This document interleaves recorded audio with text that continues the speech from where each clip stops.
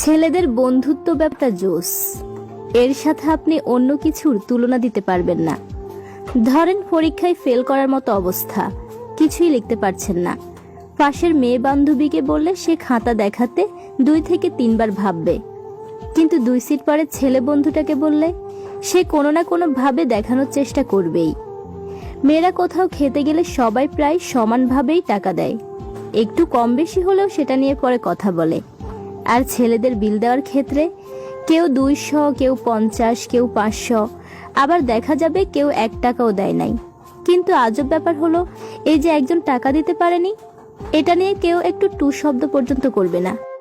এমনকি রেস্টুরেন্ট থেকে বের হতে হতে কে কত টাকা দিয়েছে সেটাও ভুলে যাবে। মেয়েদের মাঝে হিংসা একটু বেশি দেখা যায়। একজনের বয়ফ্রেন্ড কিংবা হাজব্যান্ড অন্যদের চেয়ে একটু সুন্দর বেশি হলে জেলাস ফিল করবে, ওদের সম্পর্ক নষ্ট করতে চাইবে। ছেলেদের ওসব চিন্তার বালাই নেই। একজন মিটে যাবে কিন্তু টাকা একটু শর্ট, ব্যাস বন্ধুরা মিলে কোনোভাবে সেটা ম্যানেজ করে ফেলবে। আর ছেলেরা সব সময় মন থেকে চায় বন্ধু যাকে ভালোবাসছে তাকেই যেন পায়। আরেকটা ব্যাপার হলো, মেয়েরা কোনো জায়গায় গিয়ে হ্যারাসমেন্টের শিকার হলে বাকি বান্ধবীরা নিজের নিরাপত্তার কথা ভেবে কেটে পড়তে চায়, অথচ ছেলে বন্ধুর গায়ে কেউ টোকা দিয়েছে শুনলে সে যেখানেই থাকুক ওখানে গিয়ে উপস্থিত হবে।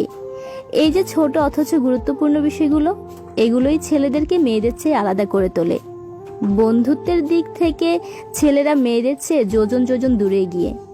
বন্ধুত্বকে ভালোবাসতে হলে ছেলেদের মতো করেই ভালোবাসুন।